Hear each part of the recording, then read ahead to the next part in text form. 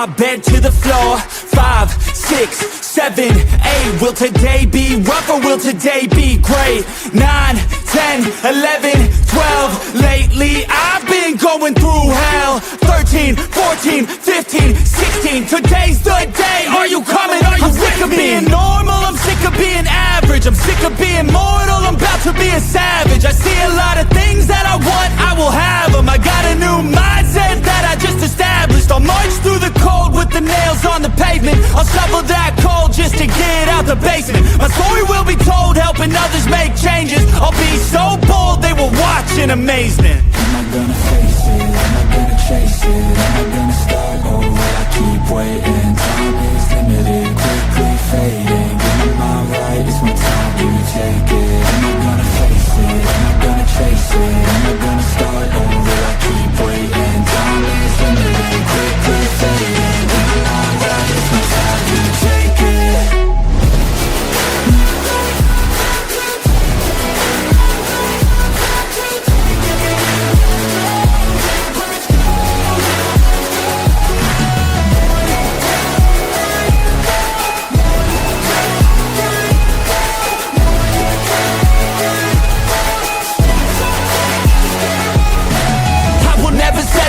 Foot up on the pedal, pushing hard to the metal. Make a deal with the devil, channel rage through my vessel into something that is special. Energy of a rebel, going up a level. I just wanna be greatness, I could feel changes. Turn a new page and tie up my laces. I will be the bravest, break out of my cages. I will not be nameless, I will not be aimless. Am I gonna chase it? Am I gonna start or will I keep waiting? Time is limited, quickly fading. Get my mind right, it's my time, do you take it? Am I gonna face it? Am I gonna chase it? Am I gonna start or will I keep waiting? Time is limited, quickly fading. Get my mind right, it's my time, do you take it?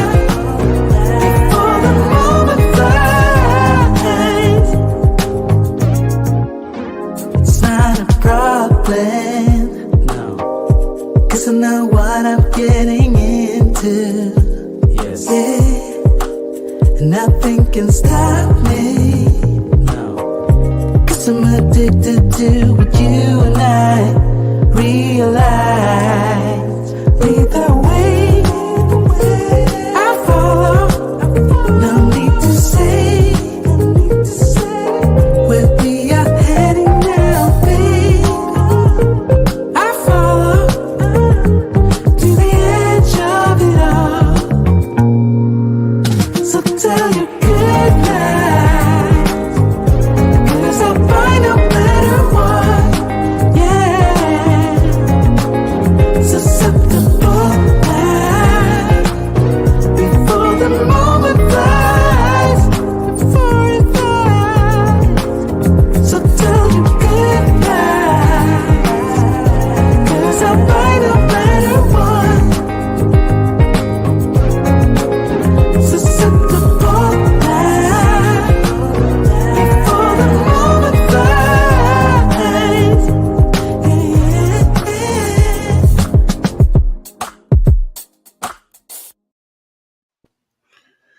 What is going on, everybody? What is going on? Welcome back into the Locked In Podcast, episode 236.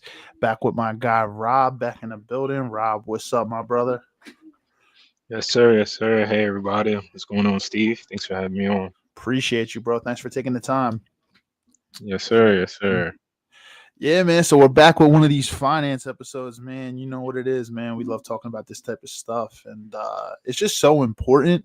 You know what I mean? It's just when it comes to building generational wealth, I think the ultimate thing I think of is security, right? You want to be secure. And one of the things, actually, according to a biblical approach to it, when you think about it, if you actually build security for future generations, right, you're not really worshiping money, because so many people get caught up in the rat race of like chasing money.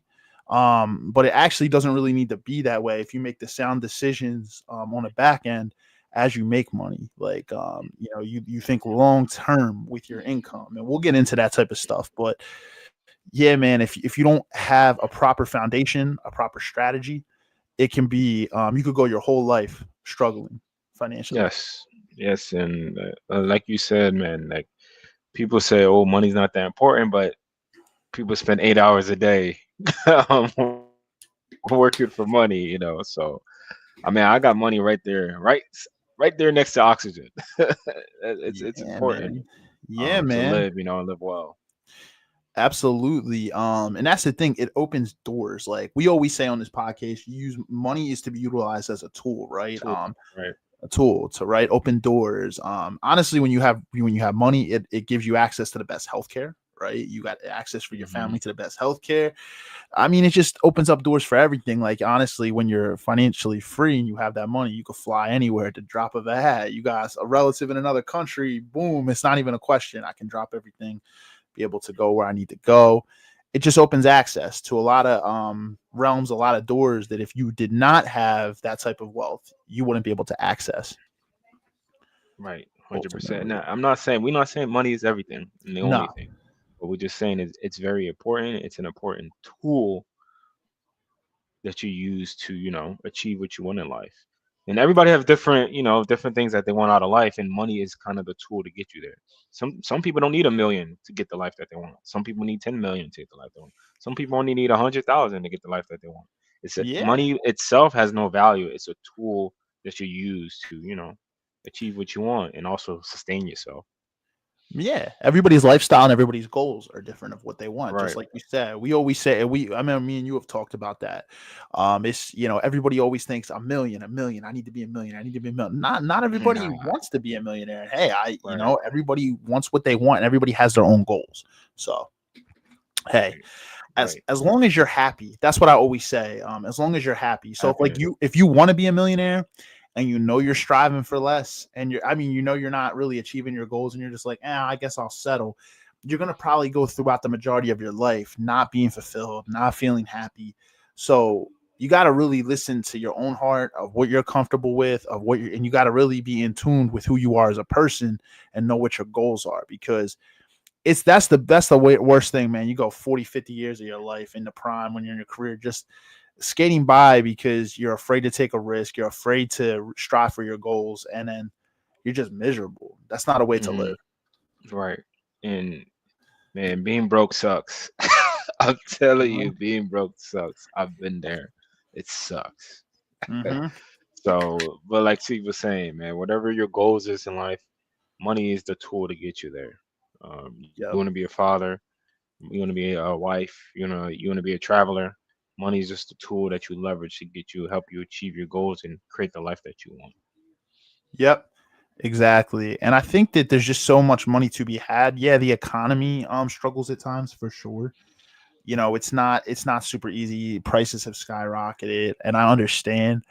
The thing I'll say is, if you have a willingness to learn, you have a willingness to really just put the work in, be disciplined, um, and not just. I think it's a mindset thing, right? Like if you're willing to put the work in, you're willing to learn, you're willing to grow, you're willing to take risks, calculated risks where necessary, right? Like take the right risks. You can make money in this world. You can absolutely make money. Yep. Build that well. They say scared money don't make no money. So it depends your level of tolerance you're able to handle it. Everybody's different. But if you really want to, grow your money, you're gonna have to invest it, which comes with some risk. Yeah, people don't want to put money into accounts in the markets, right? Like, or I won't even go over. I mean, real estate's another avenue too, but even in the markets, people are like, well, what if I lose this? What if I lose that? It really depends on your investment strategy. I think a lot of people, when I talk investments, they don't really know where to start. They're like, oh, Hmm. I don't know how to trade and stuff like that. It's like, it's not everybody's out here trading. Like, trading requires a certain level of skill set and a certain level of risk tolerance. Like, you could invest long term too. You know what I mean? And you hedge against like what's the average of the stock market. You know what I mean? And it's just over a certain period of time. There's different levels of investments. There's long term, short term. It really depends on what you're trying to do and what your goals are. But there's risk involved in anything, of course. But yeah, I think a lot of people just don't have the knowledge. But there's so much free information out there nowadays. It's like there's a lot of ways to learn. You know, at least on the fundamentals. Yeah. And the beauty about investing, you have money working for you. Obviously, a lot of us hustle and work to get money, but sometimes you got to flip it on its side and have money work for you. And the beauty when money works for you, money don't get tired. Money Mm-mm. doesn't have a time limit of working 8 hours. Money works 24/7. So if you Yep. just learn the skills to invest money to work for you, I'm telling you, it'll pay you in the long run. Exactly. Yep. That's a good way to put it too. It's not a human being. It doesn't have emotions. It doesn't get tired. It doesn't get fatigued, Right, man. It's 24/7 carousel, man. It's always running. right, It's always right. The moving, key man. is just finding the right channel to put it in, to put it to work. Right. So that's the hard part. Finding the right Right. channel, right avenue to put your money in so it can work for you. Exactly. That's why it's so important to have like-minded individuals around you, man. Be around people that also are fascinated by this stuff and have those types of goals, man. Because you guys can like learn off of each other and grow off each other and like share ideas. Like that's why I always say find mentors, find people that are older than you, and like when you look for a mentor, find somebody who you would want to emulate. You would want to be in their shoes, right? You know what I mean? Find a Hmm. mentor where that's exactly where you would want to be, right? So you can learn from those types of people. 100%. I mean, they're gonna fast track you. You talk to Yep. a mentor, somebody that's in the position that you want to be in. They'll help you go a lot faster than if you try to do it yourself. And Exactly. time, which I believe is more important than money. If you can speed up the time to get to where you want to go, it's priceless, to be honest. I know, man. I feel you because like every single day, like I feel like I'm I'm trying to accomplish so many things, but it's like Yeah. sometimes you go so fast that it's like you also have to slow down too. But the thing is, it's like if you could take we only have such a finite amount of time on this earth, right? So we want to accomplish what we Hmm. can in that amount of time too. That's why I say people who people always I understand there's people that will say it's never too late. That's true. You see examples of people that start late, but here's the thing: Yeah. your Yeah. energy levels go down though. You have to understand that as you get older, your energy levels of a person in their 40s versus the energy level of when they were in their 20s. You know what I mean? It's just you have to be mindful of that. You know what I mean? Right. It's never too late to start, but you know, I think the fastest time you could start is today. Like everybody wants to wait until a It's new actually it's year. yesterday. Yeah, The fastest time exactly. is yesterday. Exactly. And Yeah. that lights the fire for today because it's like everybody's like, I'm going to start my goals on January 1st. I'm going to do this. Here's the thing. You can do that, but you see the majority of people, they fizzle out, in the first couple weeks or 3 weeks, I think it says on average is most people fizzle out on their goals in the first 2-3 weeks because you're setting a finite date. But when this time of year, right? It's the holidays. Everybody's in a feel good mood. I feel good. It's Christmas. It's all this stuff. Like there's all these holiday parties. And David Goggins actually said that he's like, but on the other side of the new year, when it's the early morning and it's dark and it's cold and there's all the quiet now and it's not, no, there's no more of this, holly jolly, Merry Christmas, all this stuff. Everybody's happy off from work. That's when it's going to become the challenge because you're setting a specific date.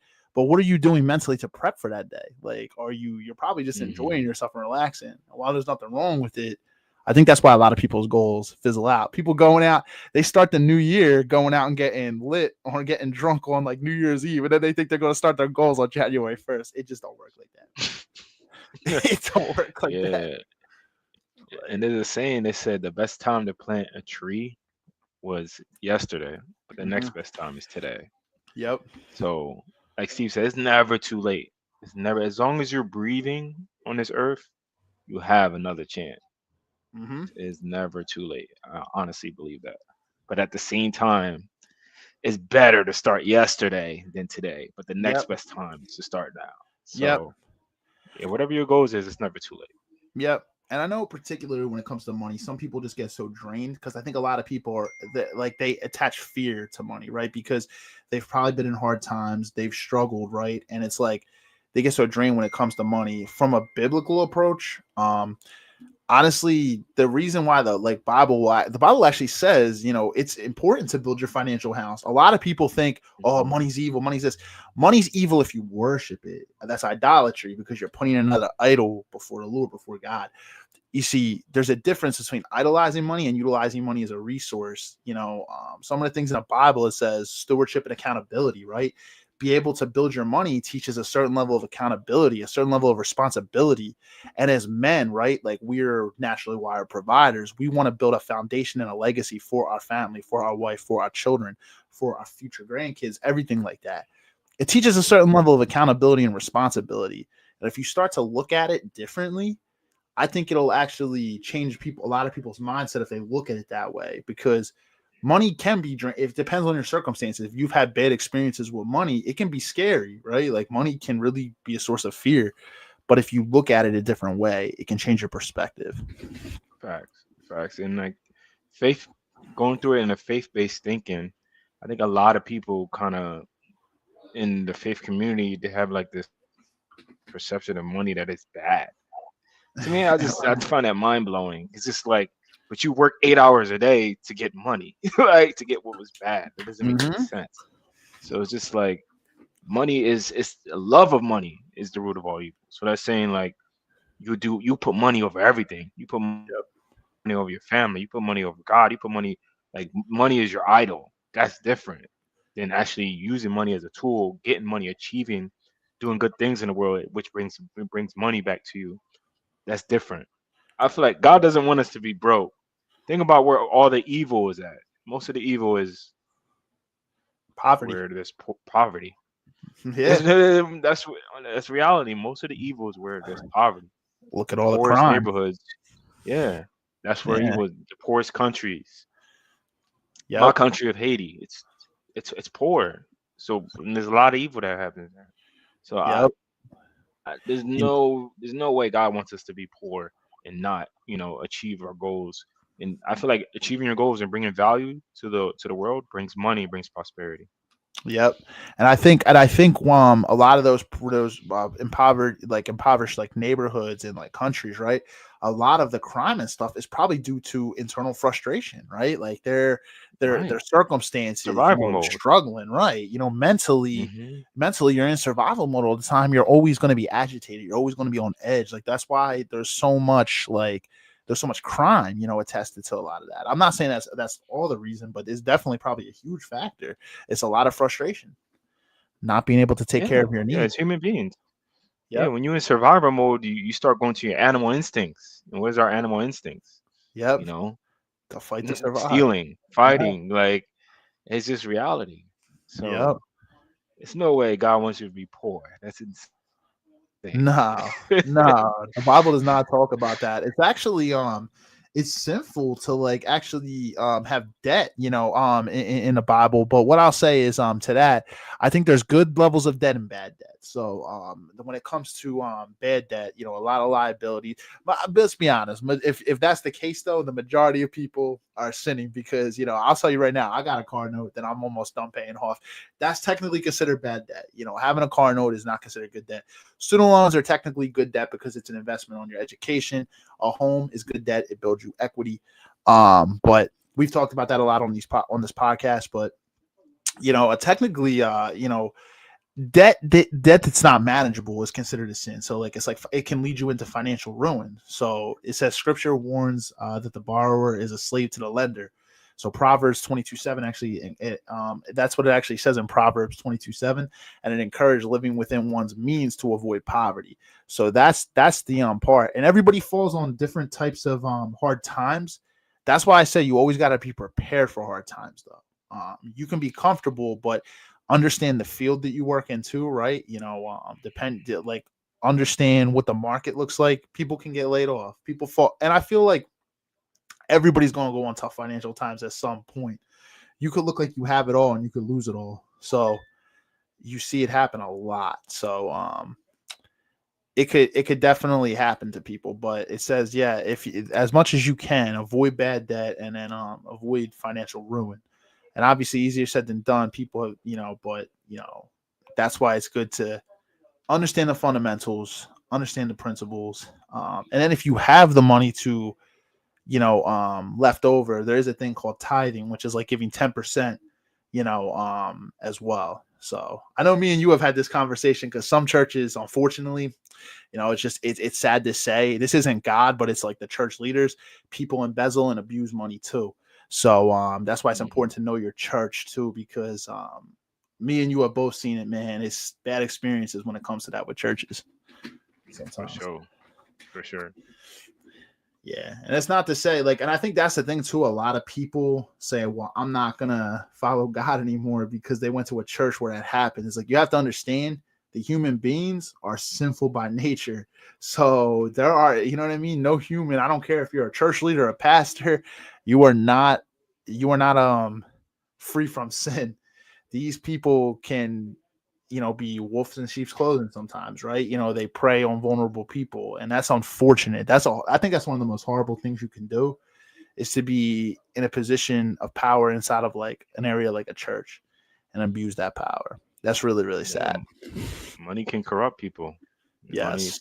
Money is very powerful. It's an amplifier. So you gotta be careful. How somebody deals with money tells you a lot.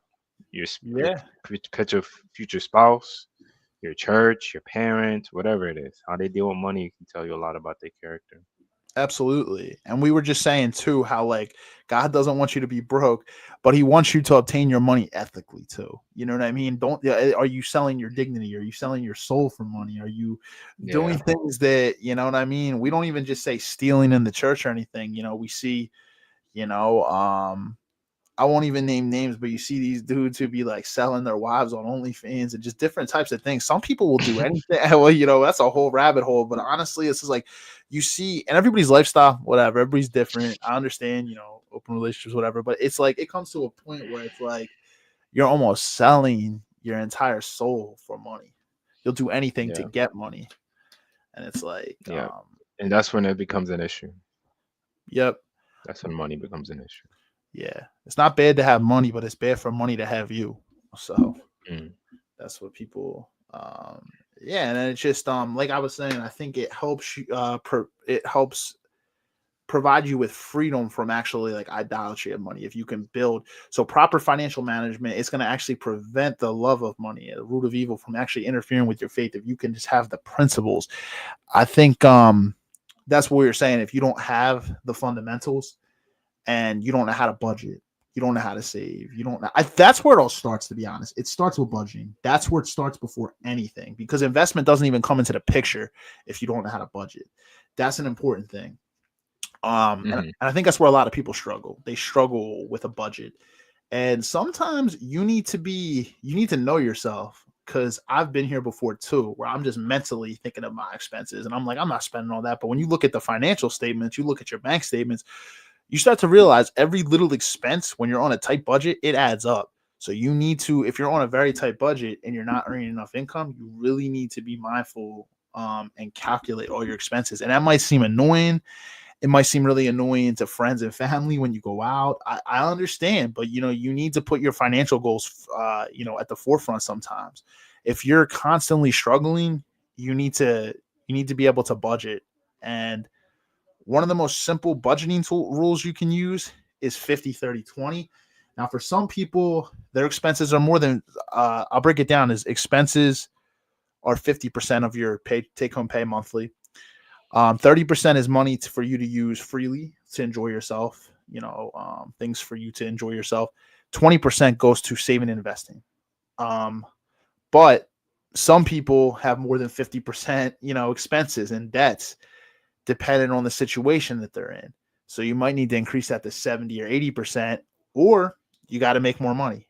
You got to find a way to make more money, whether it's taking a second job, whether it's trying to get a promotion, working towards something bigger. You have to really figure out what you're taking home, what your debts are, what areas you can cut, and then, what areas you can enjoy for yourself. Because some people don't have much room to enjoy themselves, honestly, if they want to pay down their debt, which is sad. Depends on with the situation that they got themselves into. But ideally, you want to put 20% aside for saving and investing too. That includes like investing short term, retirement, high yield savings account, whatever. Money aside, because even a high yield savings account, it's not going to get you the returns probably that an investment account will, but it'll still it's better than sitting in a checking account. It's going to get you at least something. Right. Right. Yeah, I agree, man. And budgeting is very important. Having that discipline to budget your money. A lot of human beings we struggle with that. I say one tip to with your budget to help is to not is to do it before the money even hits your account, so you don't fall you don't fall to your whims. As humans, we're humans. We have emotion, we have whims. But it's better just to create the environment where you don't even have to fall to it. Where you just let the money go straight to different accounts, so you don't even see it. I know that's one method that my mentor would talk about. Like, so you don't even see the money coming to your account. It goes straight to that 20% goes straight to your savings or straight to your investment account. You don't even see it, and when you don't see it, you won't be able to touch it because out of sight, out of mind. So I think that's a good strategy to stay disciplined on your budget. And like Steve was saying, it's very important to manage your money before money manages you. Yep. And that's actually a really good point, man. I think the easiest things you can do to make money work for you is to be able to put it into automated systems where you don't really have to sit there and type it. Some people some people like doing that stuff, man. Like where it's like, I want to transfer this to here. A lot of people who are old school, but I'm gonna be honest. It'll be less stressful to handle your money if you automate a lot of your stuff, so you don't even have to. Like you said, we're humans, right? We think off of emotion a lot of times, and our wants in the moment. So if we see it, you know what I mean, it's in our account. It's like, you know what? I'm gonna enjoy myself a little bit. I'm gonna invest and save that money, later in my pay period and stuff. And then by the time you get to it, there's nothing there to save or invest. It's gone because you overspent on whatever the money that came in. So I've been there myself. I actually had to automate things, man, because I used to do it too, man. I used to overspend my investment and saving money all the time, bro. Me too. I was like, Yeah. I was like, damn, dude. And then Actually, for my savings / investment account, I don't have no debit card to it. It's an offshore account, and I send it out there, and I can't touch it. And it takes so many steps for me to get to it. I just don't touch it, and it just grows and sits there for any emergencies or any investments that pop up. So I love that, man. I'm gonna have to talk to you about that behind the scenes, man. That's awesome. Yeah, man. The more hoops you got to go through to get it, the more annoying it's gonna be, and the less likely you're gonna be able to touch it. Less likely you're gonna do it, right?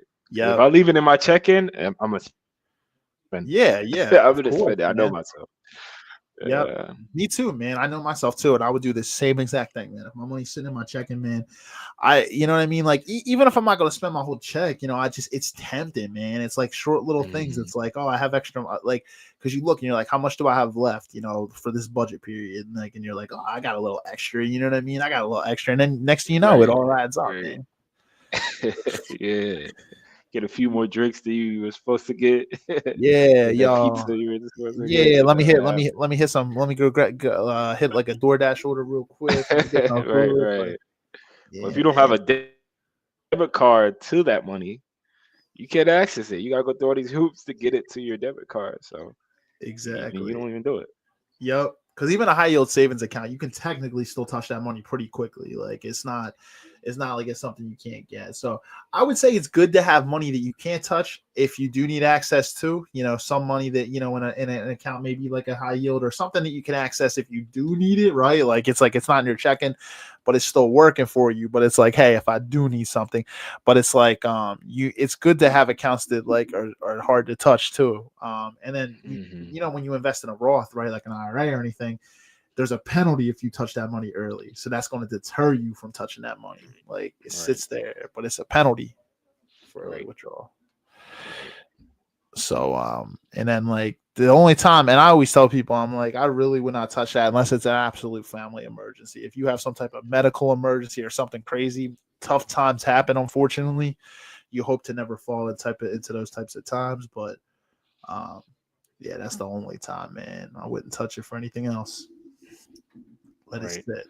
Yeah, and the savings rate in America is low. I don't know if you've seen any of the stats. Like they said, like I don't know what the percent is exactly, but a good amount of Americans don't even have $2,000 saved for an emergency.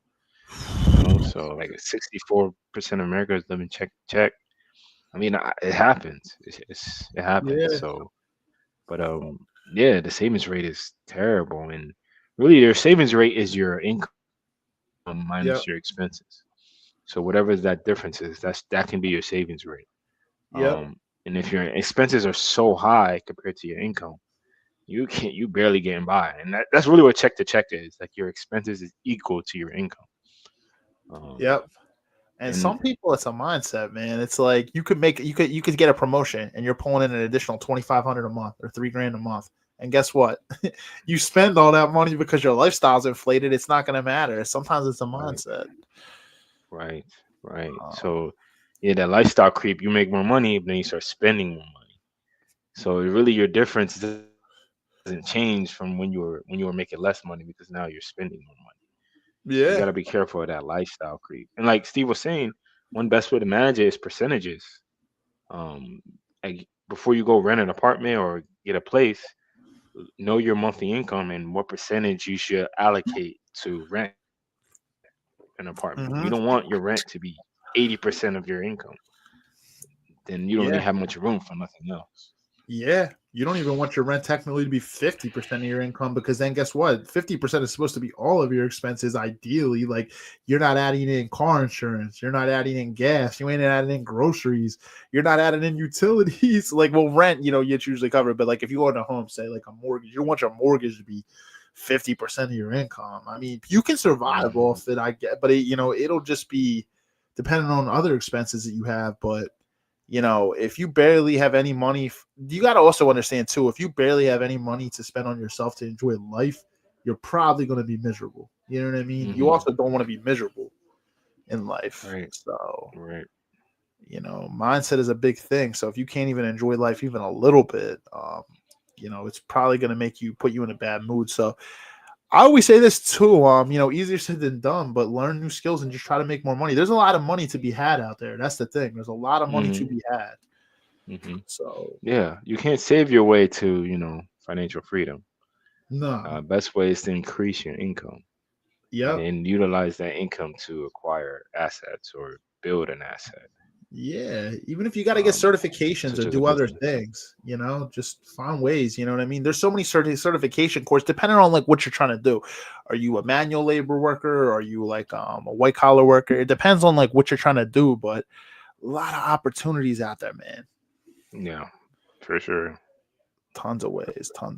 Sure. Side hustles with your main Yep. income is many opportunities. Yep. And those side hustles add up, man. It might not make a ton in a day, but hey, a little bit, if you put in a little bit of extra effort after work each day, those types of things can add up, man. I don't even knock people that do DoorDash or Uber Eats on the side, man. Just making a little bit of extra income at night or something. You know what I mean? There's nothing wrong with that. Like, it's just, Right. just everybody has goals, and I even say just we know people like they're just they live below their means and stuff. I have some friends, man, they barely like spend money, man. They might not make a lot of money, but they know how to manage their money and save their money. And it's like yeah, man, but they also just live a very deflated lifestyle. They're very simple. They don't have a lot of things. They don't need much to keep them happy. You know what I Mhm. mean? Mhm.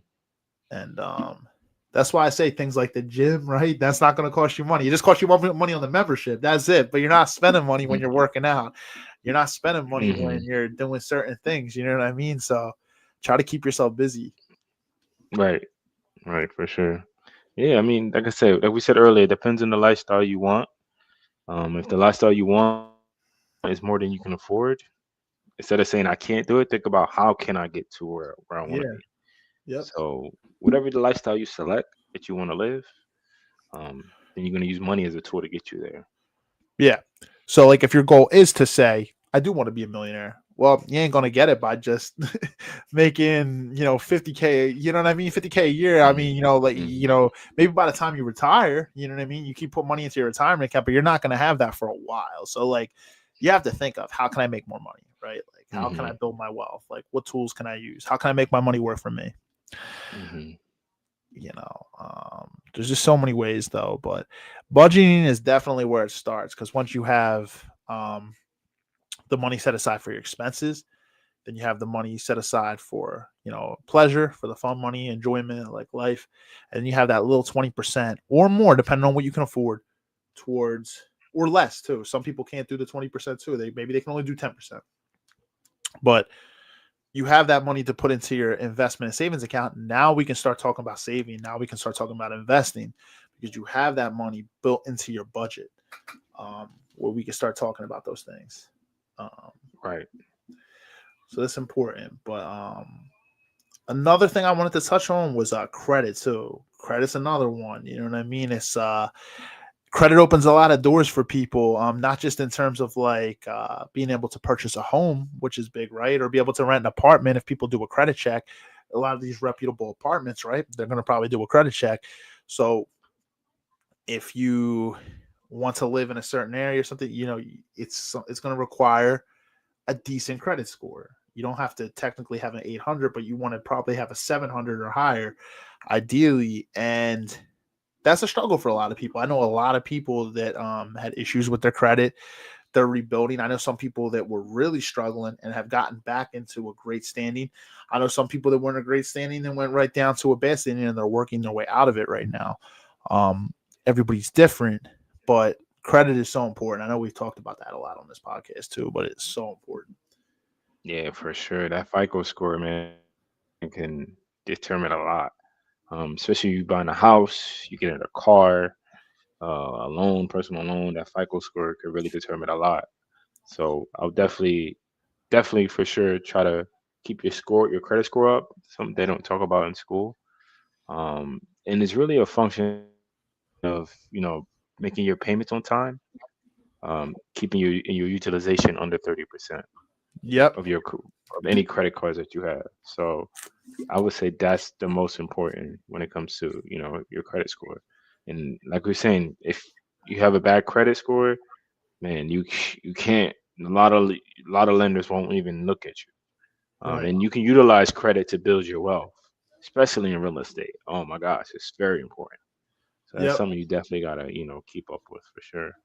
Yep, exactly. Because that's what I was saying. It's not just with homes, right? It's with if you have a business, right? Being able to obtain loans. If like your credit is bad, banks and like lenders are not going to trust you. They're not going to trust you to, if you have bad credit, to be able to come through on that loan. You know what I mean? It's credit worthiness. But you broke it down perfectly, man.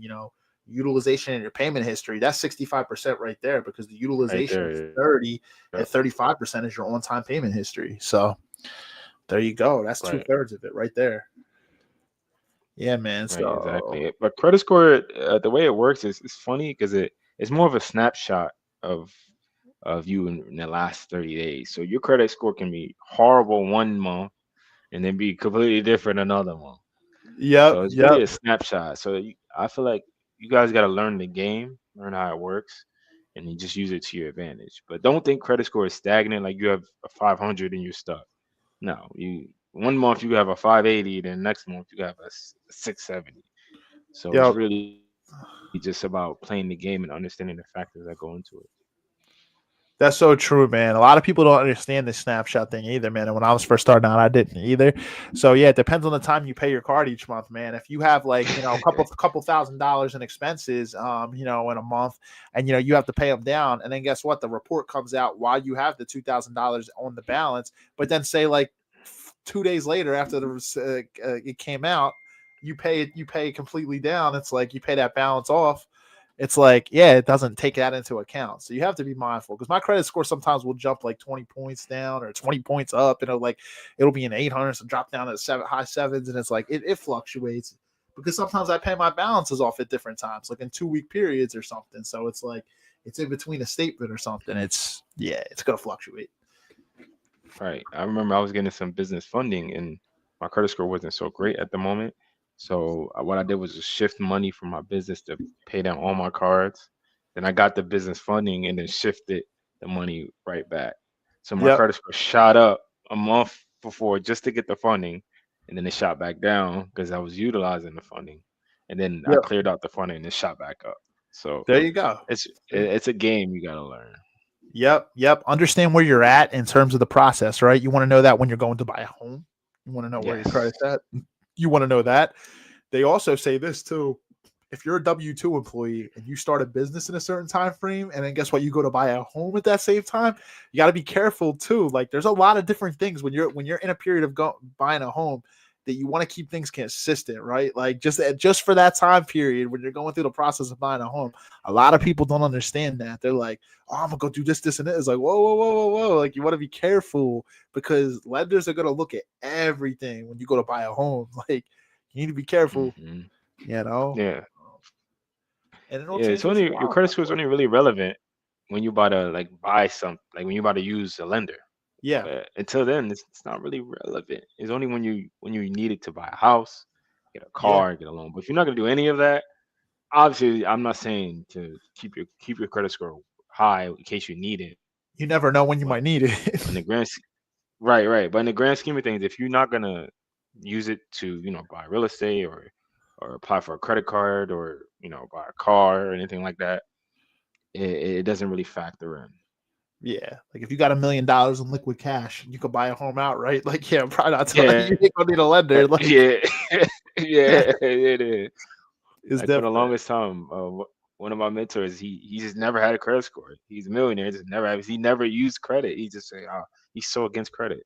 That's his philosophy. But it's just like he had to literally he had to get a credit score in his 30s. So I was like, damn. I think another benefit of credit, right, is you can get a lot of free perks that technically come with money you were already spending, right? You get access to travel lounges, right? If you have travel cards, cashback cards get you cashback rewards. There's a lot of things that you technically get that from spending you're already doing. Like, when you think about it, like, it's like, if it's money you're already going to spend. Some people don't care about that though, but there are a lot of perks to be had too, like free miles, like different types of things. You can literally pay for a trip off a credit card with your miles, like depending on how much you've utilized it and stuff. A lot Right, of things that come with right. that. Yeah, them perks is awesome, but you gotta know how to manage it. Um, Yeah. Manage your card, right? Because they put those perks in so you can use it, so you can carry a balance. Yeah. Credit card companies are evil. You got to learn how to use the game against them, but they're enticing you to use the card so you can carry a balance and they can make interest. You Yep. got to be careful. Exactly. They don't like people who pay off the balances, to be honest. No, They don't like it, man. I'll tell you what, I can't tell you how many credit cards have tried to drop my credit limits because of it. Like, they're like, "Oh, because they see it's funny, as soon as you're paying off those balances, like," and that's the thing. I would keep high credit limits, even though I wouldn't use near that, right? Because they'd be like, "Oh, you ain't utilizing up to the near it." I have like a $20,000 credit limit on one card, and then like they're dropping my Mhm. things. They really do. They start getting stingy, man. Like, they really do, because they're like, "Oh, you pay your balance off each month." You got to understand, they are a business. They are in the business to make money, and they would not exist if it wasn't for that. If you got to think how many people Mhm. manage their credit cards irresponsibly. Mhm. Yeah, man. Very So many true. people are in credit card debt. And that's one of the first things when you go to debt pay down too. So when we talk about like debt pay down, credit cards typically carry a higher interest rate. Like, right, a lot of those credit cards are 29.99% APR, compared to a home where, like, a lot of people, their mortgages, probably under 10% if they have decent credit. They're going to have a mortgage that's lower than 10%, whereas a credit card going to be 30% APR. And then, student loans are typically lower interest rate too, depending on your credit score. Most student loans are below 10%, depending. Credit cards are typically any type of person who says when you have debt, if you have credit card debt, that's typically going to be the first thing they're going to tell you to pay down because of those interest rates. Unless you have like payday loans, which I don't even want to get into because those things are crazy. If you have like 400% interest on things, like, Yeah, things so predatory, man. yeah, but credit cards have the biggest effect on your credit score. Like even personal loans, they're an installment. They're categorized in an installment loan. And credit cards are different. So credit cards, they play a major role in your score. So even Yep. if I would recommend, like, if you have high credit card debt, maybe getting a personal loan to transfer that credit card debt to the personal loan, and that will lower your utilization because your utilization is based on your credit cards, not your personal loans. So that's Yeah, one. If somebody's experiencing that, I recommend that because it will bring your score up because your utilization drop because your credit cards are paid off from the personal loan. that's a really good point, bro. Yeah, man. It's like that's why you have to understand how how everything works, right? The whole like financial It's a picture. game. Yep. Yep. You got to Yeah, it's a game. understand it, like where to move your money and where to. Yeah, man. Yeah, you're right. Credit cards affect it so much. It's a shame too, man. People just fall on such tough times. You see so many people like they'll get a new home and they'll furnish it off credit cards, man, which is like crazy. Here's the thing: if you can't afford it, they're like, "Oh, I'll pay it down eventually." That's like a big thing. A lot of people will do. They'll go right off credit cards instead of honestly just furnishing your apartment as you go. A lot of people like, I want everything right now, or I want everything in this new home that I just bought now. To be honest, for me, yo, I don't even care if I gotta sleep on an air mattress for like a little bit. Like, get your bed, like get your Hmm. build your stuff. At that, for me personally, I'd rather furnish as I go. I am not trying to take out a bunch of debt and then just be struggling, because that's exactly like we were saying. Interest is where they get you. That's what they want. They Hmm. want to collect interest monthly from you. Right. You For know, 100%. you're paying money that it has nothing to do. Literally, it has nothing to do with the thing you bought. Like, it's money that you're just paying. It's literally free money you're giving them. Yeah, you buy a PlayStation on credit card for $500, but then the interest make you actually paid on the interest. You paid $580 now. So that PlayStation really cost you 580, not 500, because of the Yep. interest. Yep. So you gotta take that into account. Yep. It's so true. It's so true. It's like, just understanding how these things work, but it's like debt pay down is important too. A lot of people get into tough financial situations. Some of it is like people really are out here struggling. Other times it's just people because they just don't know how to live within their means. Unfortunately, they just don't. And a lot of people are not honest about that. That's the thing. It takes a really hard look, right? We're human beings, and that's a problem that a lot of people have. So if you have that problem, just understand that you are not the only one that has that issue.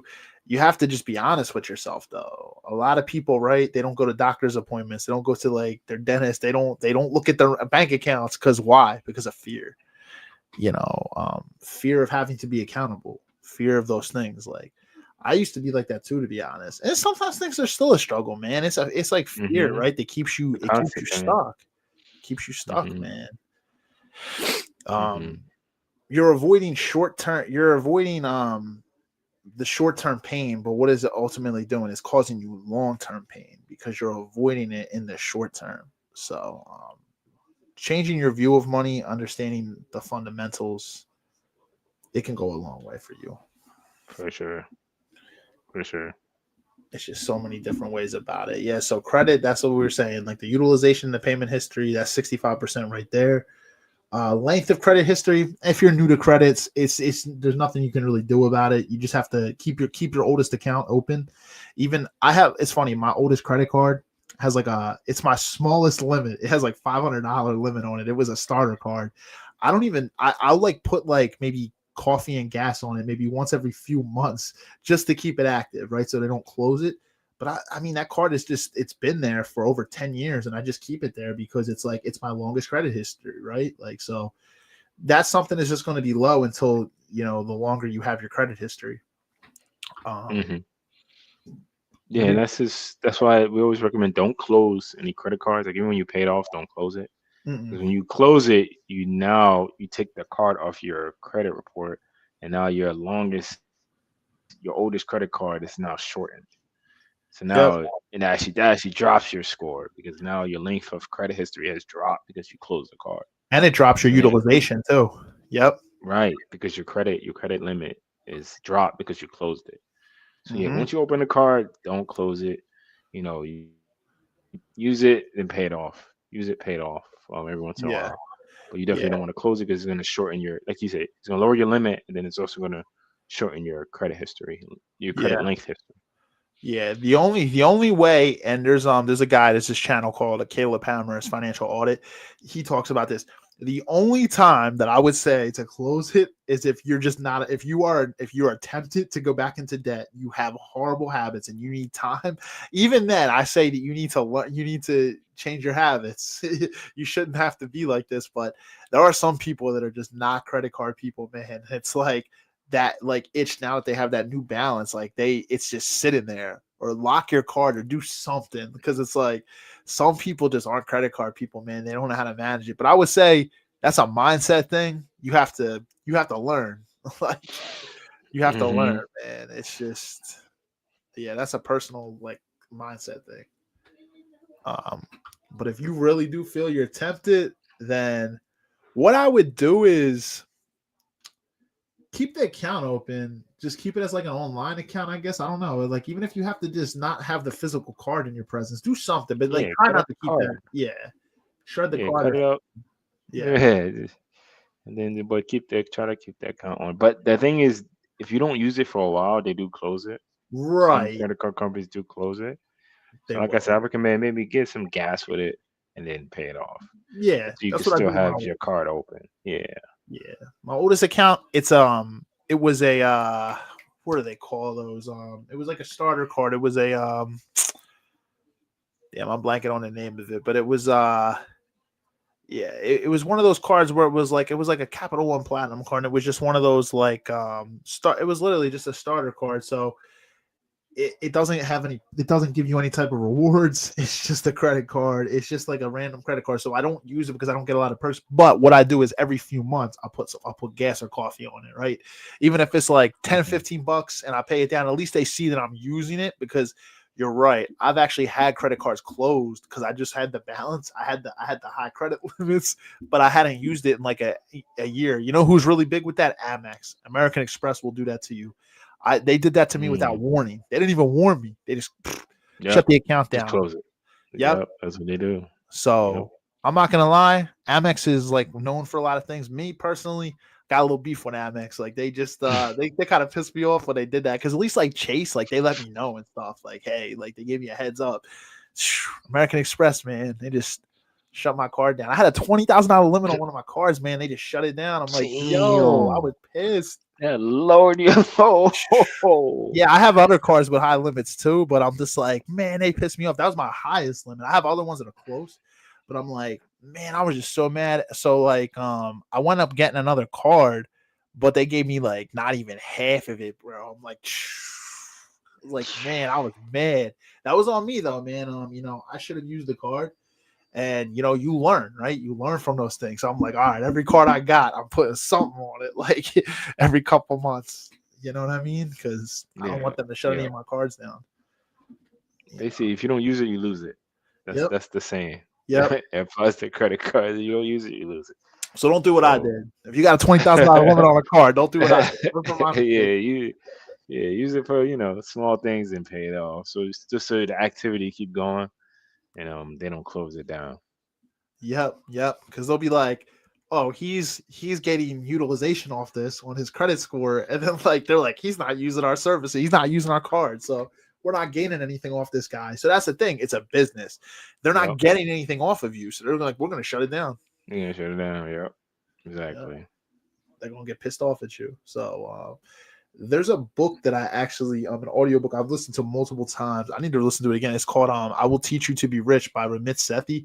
And he talks about how like Bank of America hates him, like some of these companies, because he knows how to utilize like the systems, man, and they hate him.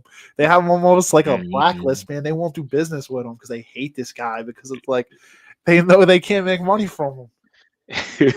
Kind of he gaming the system. They don't like that. He's gaming the game, man, and they hate it. So they like won't even do business with him. Yeah, the credit card, they're not for you. So you got to game them. They're not for you. Remember that. They're not for you. Yeah, I don't feel bad when it comes to that stuff, man. They're not there for you. They're there to make their own money. And honestly, when you owe money, they don't care. They ain't gonna do anything to take your debt down or help you out. They're just going to say, pay us our money. We don't care. We don't care if you're broke and you're overdraft and we're still collecting our interest. Yep. Yep. I mean, the good thing about credit, this isn't a good thing. I hope you never fall into this scenario. Unlike student loans, you can claim bankruptcy with credit card debt. Student loans is the one where you can't. So I always say student loans are great for if you're going to utilize it in a real career that's going to make you money. That's going to actually generate you income. That like that's going to be a payback on your investment. Unfortunately, there's a lot of degrees that are essentially they're not going to make you that return on your investment. And unfortunately, they really do attack young kids as soon as they turn 18, like, oh, student loans like this. And there's also a parent's mindset too. A lot of parents try to force their kids to go to college, like when they're not really those type of people to go to college. So if I talk student loans, I'll always say this: try community college, see if that's for you. You'll save a lot of money instead of going to a university in your first 2 years when you really don't know what you want to do, you know. But student loans, you can defer them as well. I know a lot of people that defer them. Credit cards, there's no deferring credit cards. That's true. That's true too. But student loans, but they stick with you, right? Forever. There's no wiping them off. Right. I think even when you die, only when you die, correct? Yeah. Yeah, I think when you die, that's the only time it won't transfer. Yeah, it won't transfer to like a family member or anything like that. But, you can't get rid of it in bankruptcy. And then there's different types of student loans. There's federal, and then there's private loans. Oh my God. Private loans, you know what I mean? Stay away from private loans if you can. And mine are mixed. Like I'm paying down my loans. I paid down a good chunk. That was the one thing I didn't understand in college, man. I do have a couple private loans. Like I'm paying them down, but I'm like my interest rate isn't high on them because I was able to use. You know, my dad had a good credit score, so I was fortunate enough to use. He had it nearly perfect. I was able to get a really good rate on him because he had like good credit as a co-signer.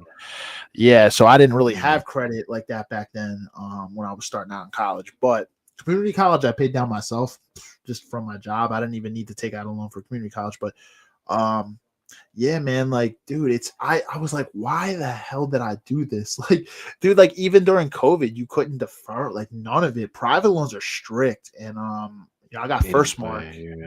Yeah, First Mark's my lender, but I know some people that have Sally Mae, and I've heard the horror stories. Sally Mae is horrible.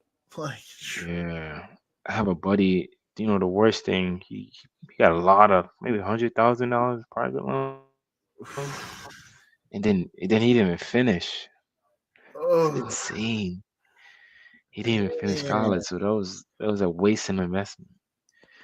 It's insane. Oh man, it's like the worst thing, man. I have some buddies that I know a lot of people that went to college. They don't do anything with their major, unfortunately. I have some friends that became police officers.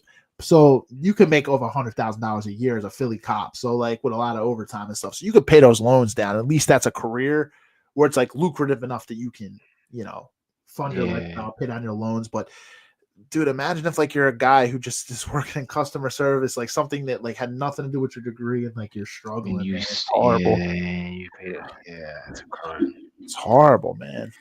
It's just that's why I say really take the time. Like if you're anybody young watching this podcast, I know a lot of people's parents try to push school on them. You have to do what's right for you. Like parents sometimes try to live vicariously through their kids, I think, and they're like, I want them to be first generation, this and that. It's like, that's fine if that's really what they want to do, but it's like, don't pressure your kids into taking student loans. I will never pressure my kids to go to college if that's not like for Right. them. You know, Right. if they're not going to work, get a degree that's going to be worth something, that's going to be able to pay back that investment, I'm going to encourage them not to. I'm going to say, hey, check something else out, whether it's a trade, whether it's, I'd rather them start a business. You know what I mean? Find another way to make money. The thing is, like, you're so young going into college, and I guess some parents don't really teach their kids about like what really the cost of college is, and the pros and cons. They just kind of like, it's kind of just like a pipeline. Like, hey, go to college. That's kind of like the American pipeline. Like, if you don't go to college, you're doing something wrong. Right. But college is really, it's an investment. So if your return on your investment is not worth it, don't go to college. Like, because it's going to be a big debt. So you gotta look at the return at the end of college. Like, am I gonna get a job that's lucrative? And what's the return on my investment? If you get a degree in Egyptian history, you come out of college making 30,000, but you spent 100,000. What's the return on that investment? It's gonna take you 20 years at $30,000 a year. And that's before taxes, to pay that $100,000 back. And you gotta really weigh that. And then as an 18-year-old, you don't understand this stuff. So I feel for them.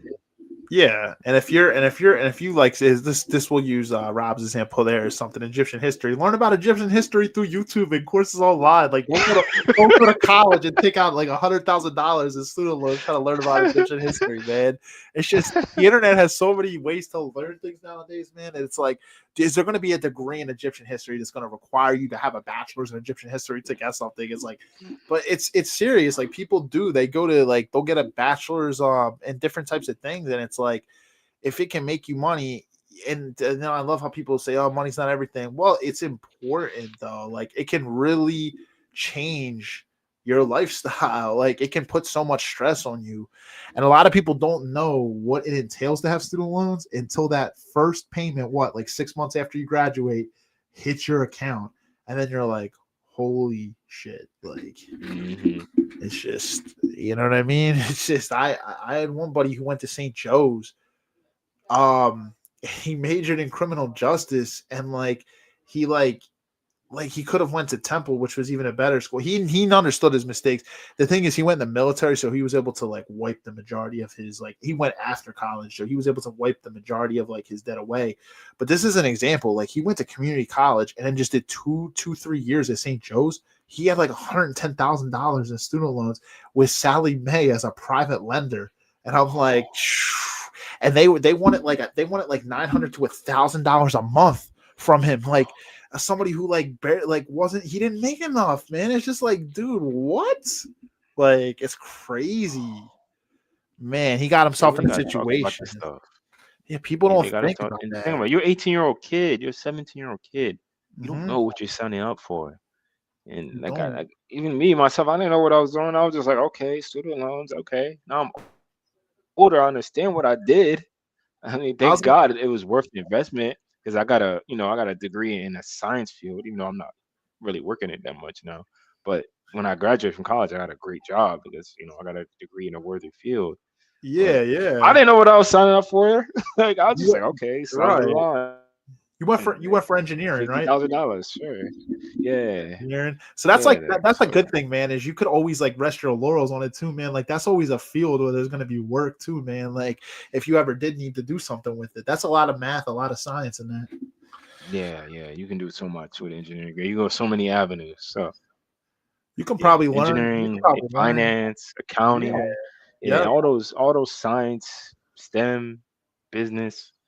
Those are great majors out there, get you places. Yeah, man. You probably even learn things from engineering technically in like a real estate profession too, when you see like the way things are measured, and like you look at that, like how things are, buildings, like that requires like, a level of engineering, man. Like, it's like you learn things. Mostly the math from college really helped me with my profession now. Right.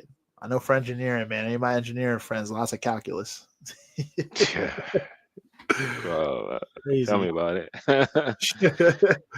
Yeah, man. Respect though, man. It's a major that's gonna like pay you back on your investment though. You know what I mean? It's like I know people will say like they look at med school like, oh, how much it costs for people. Yeah, but do you know how much like doctors will make if you finish med school? You're gonna be making so You much. gotta You'll be finish. paying, yeah, it'll take time to pay them down, but eventually you'll be all right. Like they make a lot of money. But people will become doctors and like different things too, like not like an MD doctor, but like a medical doctor, but they'll be like a PhD candidate, and it could be like a PhD candidate in English or something. It's like, well, you have all this student loan debt, but just make sure that you can get a job that's going to be able to pay that back. PhD, okay, it's a great accomplishment, but like if you're locked into debt for like all the time, sometimes I see people, man, and it's no judgment, everybody's different, but I see like people go for all these different, like they got a master's degree in one thing, then they get a master's in something else and a master's in something else. I just think of like in my head, if they didn't have scholarships, how much their student loans are. Like I really do. I think about that. Yeah, they get a PhD. I mean, but once you're a PhD, if depending on what avenue you go, you can make a lot of money, but you got to look at the return on investment Yep. beforehand. Oh, I would definitely say look at that. Like, how much money am I gonna make from this investment? And we don't really look at it that way when it comes to student loans. We kind of just go with the flow and just sign the dotted line. But if you really want to think about it from a logical perspective, you gotta figure out what is my return on investment for this $100,000 loan. Yep. Um, Yep. so And I would say that's like a philosophy for life, man. I mean, you can even say like as a real estate investor, like when you go to on a project, right? You do all the calculation up front to see what's my return on investment on this up front, project, yes, you sir. know? What risks am I going to take here, right? Like it's like what's my calculated risk? It's like what potential things can go wrong as inspector going in. Hey, look, what does everything look like? It's like what's the time format to like find whatever, depends on what we're trying to do. If it's a tenant property or it's a flip, like hey, look, what's it going to cost to have my contractors come in here and do work? You know what I mean? It's everything gets calculated on the front end, so that way you make your money on the 100%. back end. Yep. 100%. We call it due diligence. It's a numbers game. Like before you jump in the project, you know everything. You know all the numbers. What's the return? You don't jump into something like I did with student loans without knowing what the return on investment is. Like you just No. everything's known up front before you hit the green light. Yep. Absolutely. I was gonna say, and I know in real estate you've even said too, like when people make their first little bits of money on properties, they want to like put it into a personal account. It's like you got to put money back into your business. You just never know when something's gonna go wrong. Properties, things go wrong all the time. It's like you just never know. For sure. You have to That's why hedge. we in the real estate where we have a capex budget, basically, save money from the money that you make just in Yep. case for repairs and things like that. For your capital expenditures. Yep. Right, exactly. It's so true. That's why they have them in financial models, right? They have a line for capex, like for your long term thing. Yeah, You got to see. I love doing those things, man, because you get to put together like you do like a 5-year scenario or whatever. Like you can like sit and you can tweak your numbers and see like how much I'm going to make on this, how much I'm going to do on this. Like it's cool. Yes, It's cool to see them sure. function, man. But yeah, man, that's just kind of how it is, right? It all starts with budgeting. You get into your saving, you get into your investing, and then like credit plays a mix too. You know what I mean? But getting your financial house in order, guys. Always remember, money is not evil. It's like it's only evil if you idolize it. Like it's only a bad thing that like if you put it above everything. If you'll sell your dignity for it, you'll sell your ethics for it. Like that's when it becomes a problem. But understand that money's a tool. That's how you have to look at it. A very important tool. Very important. Marius, a great show, fellas. Sorry I couldn't make it. Just getting home. It's all good, man. We were fine, man. We did the appreciate you, brother. These episodes are always good. It's good when we don't have anybody like we've had some episodes, man, where people disrupt the flow, if you get what I'm saying. So I know you know what I'm talking about. So man, Sure. it's like it's good when we have these episodes when there's no flow disruption. But yeah, Mario too. I'll get you one for one too, man, because I know when it comes to especially like the saving and budgeting part, man, I know you got that down pat. So you could probably teach a lot of people who were starting out. Because Mario, he'll tell you his story of like how he came from not having much in his account. He was out of work for 1.5 years, almost 2 years, about I want to say like 8 years ago, and now he was able to, when he got his a job after all that time, able to buckle down, save money. he stayed off social media for quite a while, so there was no comparison. He wasn't like comparing his life to anybody, because like that's a thing too. A lot of people want to inflate their lifestyle due to comparison. I'm proud of him, because I know he started from a low point where he had like 10,000 saved, and then he almost lost it all after being out of work for quite a bit. Now he's built it back tenfold. I respect that. Respect, man. So yeah, man. We'll have to get you on, Mario. I know a lot of times you're like, I don't have much time. I'm like, you got a lot to offer, man, when it comes to these, man. You know what you're talking about. So definitely. Yeah, you can learn from everybody, man. You don't gotta be an expert. You can learn from everybody. Of course. I know some people that don't want to come on podcasts because of that. They're like, I'm not an expert. I'm like, I'm telling you, if you just come on and just talk, you'll realize like, hey, it's so free flowing, and it's like you don't need to be an expert in any area. I'm not an expert. Like, yeah, I'm not an expert. Yeah, I'm just, I have mentors. I'm experienced in business, to some degree. So, but yeah, I'm always learning, man. Always learning. We're still in our early 30s, man. We're still growing and learning, man. We just in our prime, man. That's how you have to look at it too, man. Is like always be willing to learn. Never think that you're the smartest guy in the room, because it's like that's when you get such an ego, such a big head. You become like prideful.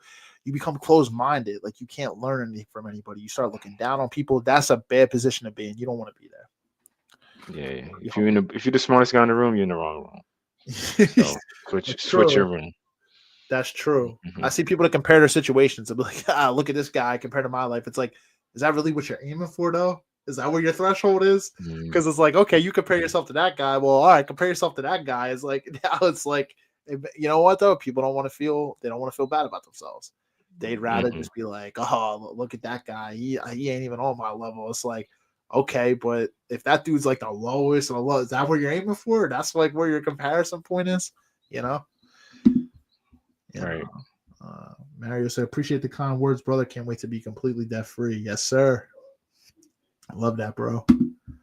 Yeah, man. That's a goal for everybody, man. Especially for bad debt. You want to make sure to get that debt down. Yes. Car notes, credit cards, payday loans, any of that stuff. Student loans too. Student loans, they're technically not considered bad debt, but student loans are annoying. Like you want to get rid of them too. It's not building you equity. Definitely not. So even though the interest rates are typically low on them, like my interest rate on my student loans are low, but like it ain't building me nothing. I'm not making money from it. So yeah, and it's growing, even though it's a small interest rate thanks to federal loans, but it's still growing over time. So yeah. But my mentor said, don't rush to knock it out. That's one tip he gave me, and he's right. Don't rush to knock out your student loans, because it's not a it's not a high interest rate, so it doesn't grow as fast. And if you rush to spend 50 grand to knock it out, you could have used that 50 grand to grow your money at a faster rate that the debt is growing. Love that you said that. You take that 50 grand and you put it in real estate or whatever avenue of business, whatever, and you grow it at 20% per year versus using all that 50 grand to pay off your whole student loans. Now you don't have student loans, but now you're back to zero. And now it's just like better just to pay it down over time, and then use the rest of that money to grow your money. That's what he did. Man. That was excellent. Love that you said that, man. That was actually gonna be my next point on it. I actually saw some guy. He had it said 90K in his Roth, and then he had 50K or 40K in student loans. And people were saying like it's like there's a trend going around on TikTok. People are putting their account balances, and somebody's like, "Why didn't you just take the money in your Roth and pay off the student loans?" Well, student loans are sitting at 4 or 5%, and his Roth is growing at 10 to 12. So it's like people don't think about that. He's gaining more interest on the money in the Roth than he's actually paying towards the student loans. You know what I mean? So the percentage is higher. Right. People don't think about that. Yeah, right. Pay that over time. It's opportunity cost. You use all that money to pay down your student loans. Great, you debt free. Whoop-de-doo. But now you don't have any money to grow your money. If you have the excess money, go ahead. Well, I'm just giving you a tip, hey, better just to pay it off over time and use the excess money to make more money. Yep. It's almost like buying a piece of property. You buy one property for 100,000, but if you leverage it, you can buy 3 properties at 25,000 each. when you leverage it. Yep. It's true. So It's it's true. And you really make, just, you know, weighing yeah, the opportunity. exactly. That's what they say. Like loans are not a bad thing if you know how to leverage them correctly, right? Like it's like people Leverage, don't think yeah. about that. Yeah. I have a buddy. He's not like a close friend, but we like catch up. He went to high school with me. The guy is like set, multimillionaire, in real estate, and even he talks about financing, letting somebody else's money work for you. And a lot of people, they're like, oh no, like everything should be. If you have a millionaire, you should be paying everything in cash. Nah, he still lets money work for him. He's a multimillionaire. It's like he talks about seller financing and all this different stuff. I'm like, yeah, dude, because you want to. That's the ideal position you want to be in. You want to let somebody else's money work for you. Yeah, leverage. Leverage is Yes, everything. exactly. And a lot of people don't understand that. Literally, it's like, we could do a whole, imagine we do like a whole finance course like on here, have a bunch of people come on here, be like multiple hours from all different backgrounds, It's and a that would be lot. informative. It's a lot. Yeah, but there's a lot to it, man. You got to start with the foundation for sure. Exactly. So know the fundamentals, and you know what I mean. There's just so much. And what I would say, guys, is if like you really want to learn, there's a lot of courses like online you can take.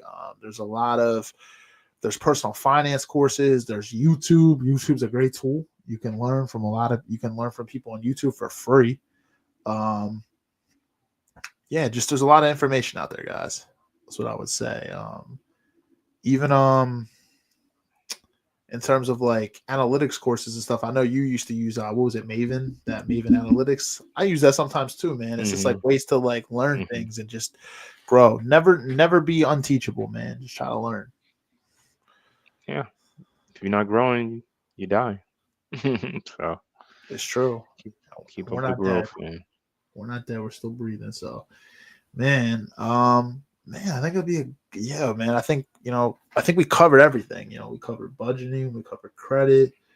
We covered investing. We covered saving. Like I said, with these episodes, they could be hours if we really wanted to dive into the detail. But it's like, if you guys ever want to see like an episode like that, let me know. I can get people from all different backgrounds to come on, and we could all talk about these things like together. That'd probably be a multiple hour like show, because I would probably say that'd probably be like 2.5 hours. It'd probably be a long show. But if you guys are interested in something like that, I would just gather the right people, right? All like we have our knowledge, but then there's people too that are seasoned in industries for like 20 years. I know a couple people. I have a mentor that's in one industry, and it's like,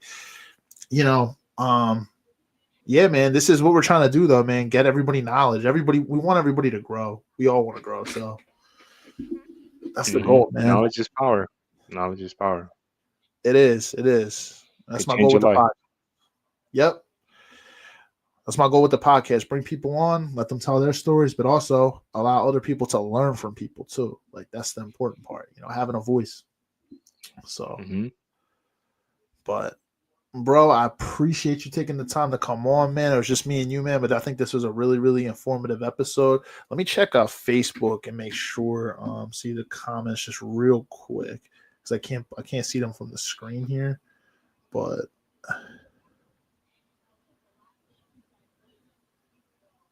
sometimes we get a lot of views, but it does not always comments.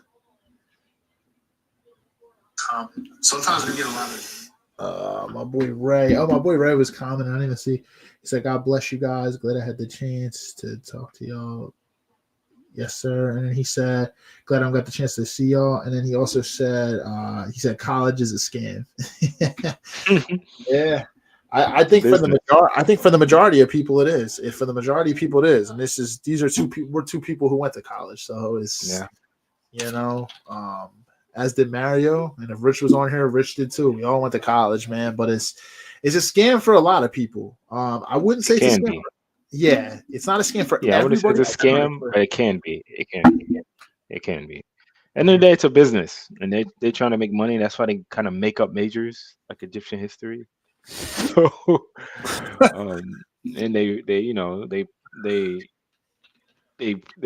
pounce on young 17-year-olds 18-year-olds who just they don't know how the world works. So, and they sell them dreams of majoring in Egyptian history.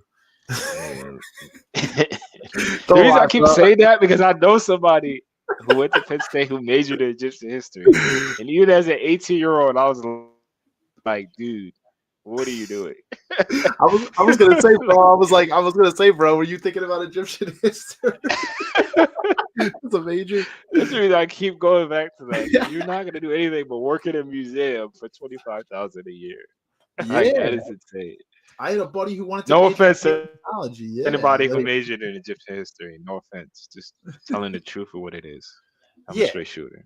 Honestly, learn about Egyptian history through free course, like online, YouTube. There's plenty of ways you can learn about that stuff. And you know what I mean? You got to also think what type of jobs are in my market. You know what I mean? I had a buddy that wanted to go to college for paleontology. Where are you going to be a paleontologist in Philadelphia? I mean, right. Come on. Like it's just the odds of you be getting, like, what are you going to get a job in a museum? Like, I mean, that's about it. And how much is that job going to pay? If you want to be a legitimate paleontologist, you're not going to be working in Philadelphia. Like, it's just, you got to think about those things. It's like, it's great to have dreams. I'm not trying to shit on anybody's dreams, because it is great to have dreams, but you also got to understand that, you know, those dreams could be very expensive if you do it on the wrong route. I don't think you need to go to college for certain things. Me personally, I think you can learn things without spending all that debt in college, you know, especially because a lot of people, they might live on campus to go study Egyptian history. So now they're paying room and board at a college, or like, but they're partying at the same time. But then, like, at the end of the day, their degree is going to be in Egyptian history. It's like, right. And now they're working at Walmart. Yeah. They couldn't find a job. And you could have just skipped the whole college and go straight to Walmart and probably be a manager by now. Yeah. So like your guy was saying, it definitely can be a scam. College can definitely be a scam if you don't navigate it right. Yeah. I think it's beneficial if you pick the right major. It teaches you a lot. You network. Like, I have friends that I have for life. From college, I learned how to study. I learned how to think. I learned how to be disciplined from college. So it's beneficial. But you got to look at the end result, like what's going to be the return on your investment at the end. That's the most important. So right, yo, Marius is a Marius said this show was made of that's your Roman history.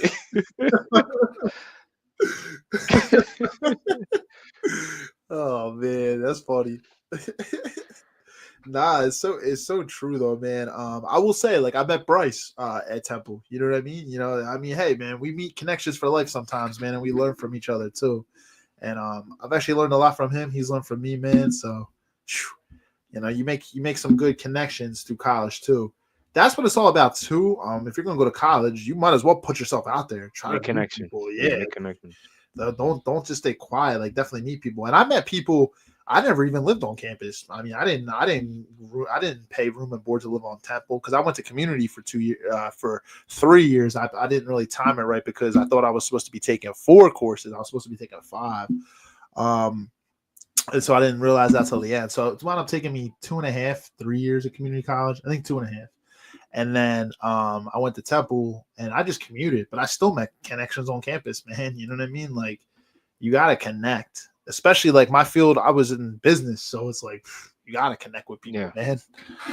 That's the important part. Well, you're around a bunch of young, ambitious, smart people. Yeah. Best place to connect. So Yep, exactly. Definitely more of a networking thing. Like, yes. Yeah, I have friends from college that invest in properties with me. My buddy, shout out to my buddy Marquise. He invested in a project with me, and I met him in college, and he's my lifelong buddy. So that's what's up, man. Yeah. Marius said, "Rob, I dare you to talk about Julius Caesar. Don't make me take the sword out." I did take a Roman history class in freshman year, so I'm trying to recall. We'll do a lecture on Julius Caesar. That have nothing to do with this podcast. But yeah, man, it's all about what you make of it. I would say it's partially a scam. It can be. I'd say it's a scam probably for the majority, because the amount of majors there probably are compared to majors that actually make you money.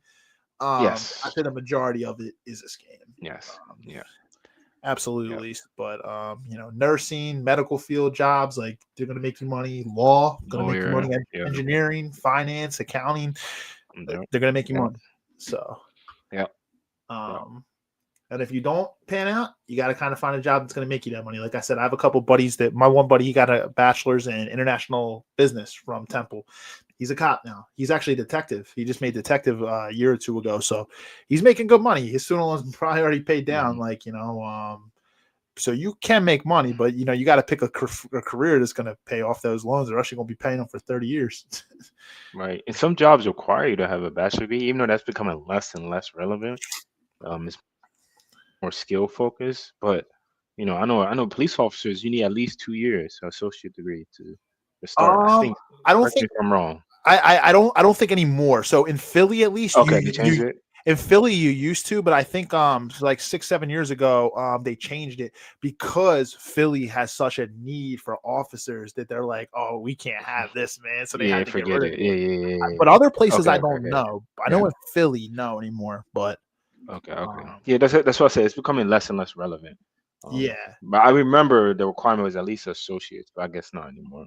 Yeah, it used to be. When I first got out of high school, it was because my one buddy was trying to become a cop, and he was going to CCP because he had to get an associates. It's like then it was like after he got the associates, they didn't need it anymore. He's like, all that for no reason. But I was like, you know what? You got it. You went to CCP. You didn't pay a lot, thank God. Like you got your associates paying like small money, like at community college. Thank God you didn't go to a university. I'd be pissed.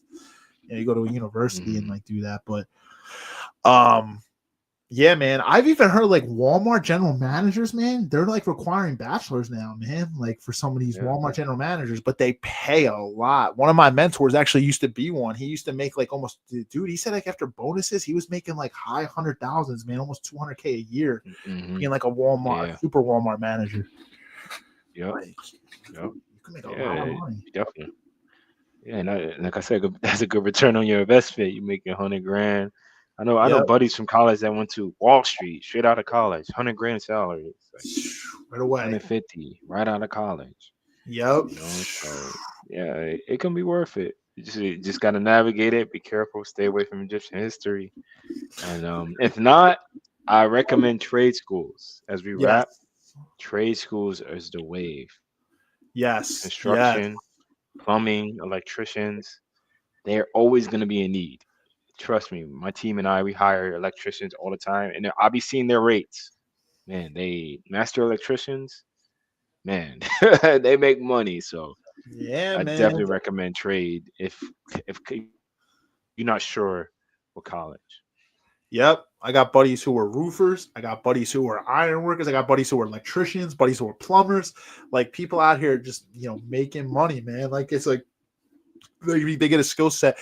Actually, shout out to my alma mater, like my high school, Father Judge, because actually a year or two ago, I think it was 2 years ago, they started now having like preparations to go into trades. They have a program set up at the school. So they're not just preparing people for college, but people that want to go into trades. And I absolutely love that.